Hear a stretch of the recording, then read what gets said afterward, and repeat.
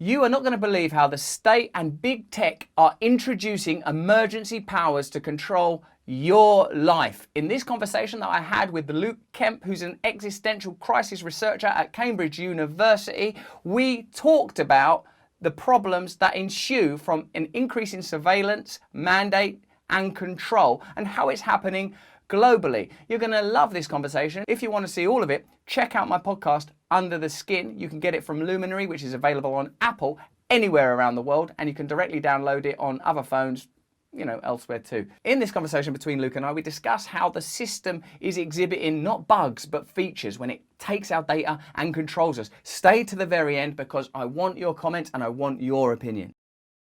There's a lot of rich things to discuss here, but what I want to hone in on is this idea that the system is working as it's intended. And I think that isn't just appropriate for capitalism, but it's also appropriate in many ways for the use of emergency powers and the way that they tend to operate in terms of reinforcing a hierarchy and trying to often expand the scope of governmental powers and capacities, usually in very particular directions. So one thing I discussed in the article is that when it comes to crises and our responses to them, we disproportionately favor surveillance measures. So whether it's terrorism or microbes, we often first will want to go towards anything that involves surveillance, even when we actually don't have good evidence that mass surveillance is going to help with either one of these. When it comes to the NSA's programs, when they were actually pushed in court to justify why they had, basically overstepped the line towards mass surveillance of metadata, they, I think, came up with initially, around about 50 cases as to why they felt this was helpful in catching a terrorist. When they got pushed further, they could only cite one. And that, I believe, was a case where basically they caught a Somali taxi driver who was transferring something infinitesimally small, like $5,000 to a terrorist group.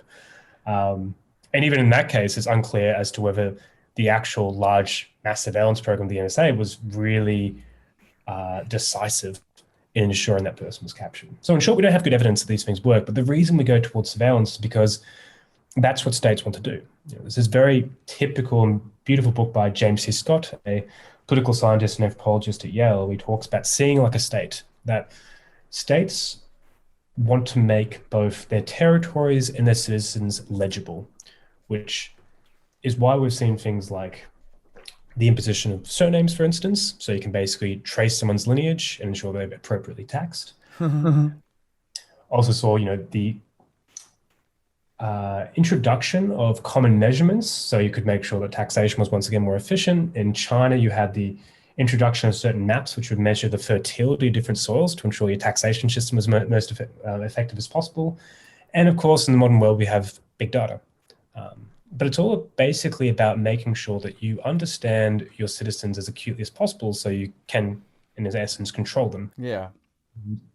One of Scott's key arguments is, this is not a bug, it's a feature. This is exactly how states want to see the world. And I think that's not just true for states. I do think this is true for most hierarchies. They have a particular way they want to see the world. And, platforms, whether it's Google or Facebook, the way they try to view the world is almost identical to a state. And emergency powers are usually about extending the apparatus by which the state can see, but also by which it can operate and act.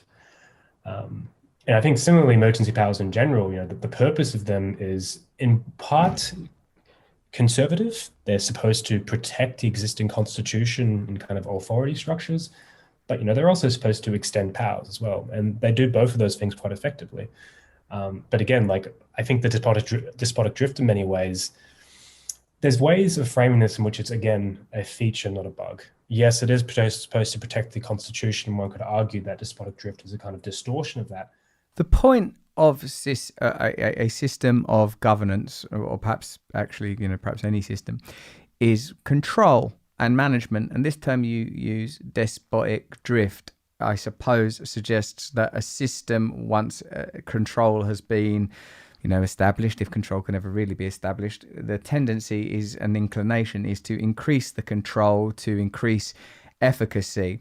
Is it therefore, do you think, Luke, necessary, if you are to countenance this tendency, to propose and even maybe impose decentralization, because any centralized system is ultimately going to suffer from that tendency and thus accumulate eventually more power. And the only way to moderate that meaningfully is to ensure there are numerous centers, that there is that you can't have, as we have currently, a kind of corporate state interlocking systems that continually support, sustain and evolve one another. That essentially now the problem is too much centralization, whatever aesthetic inflection it bears, state corporatism, the kind of state capitalism of China, or whatever it is we have now in the kind of countries that we're broadly discussing. Yeah, I think decentralization is key, and alongside that is what I like to call leveling. So leveling of certain power structures and systems. So in the book, The Source of Social Power by Michael Mann, which is kind of this like classic of sociology, he talks about 4 sources of power: ideological, economic, military, and political. And I think what you were talking about before, Russell, this idea that even if you have deliberative democracy, there'll be automatic responses that will attempt to co-opt it. I think that's probably true. And I think the key thing there is that if you have any massive centralization in one of these particular forms of power, it'll eventually spill over into the others. So even if we do kind of level power by having sortition and deliberative democracy, and we kind of level political power, if you still have billionaires and you still have massive wealth inequalities, they'll find ways of distorting the political process, even if it's deliberative. And to me, this is the kind of the great challenge of our time in a way. It's not just simply about trying to fix politics. It's also about trying to fix each of these sources of social power to try to level them. And that is much easier said rather than done. Yeah, it is. I suppose the first thing you have to do is isolate what the sources of this power is. You know, there are economic and financial sources. There are sort of institutionalized power sources, both in the private sector and in government. And the relationships between them, of course, is what keeps the machine kind of rolling. I can see sort of how many of the ideas that we've already touched upon, in addition to sort of breaking down some of these relationships, would be powerful. But perhaps let's, before we try to dismantle global capitalism, let's return for a moment to these emergency powers and the inception of our conversation. Because loads of people, by the way, like sort of said, what is this article that you're using? You know, when like we did a video around your article. And like lots of people were very interested in the source material, which is you're the source material, and by God, what a source it is! So, so what I recommend, people that work for me are sort of laughing at my flirting. I'm married in that, by the way, so incidentally, I'm sure you don't. Just to let you know. My point is.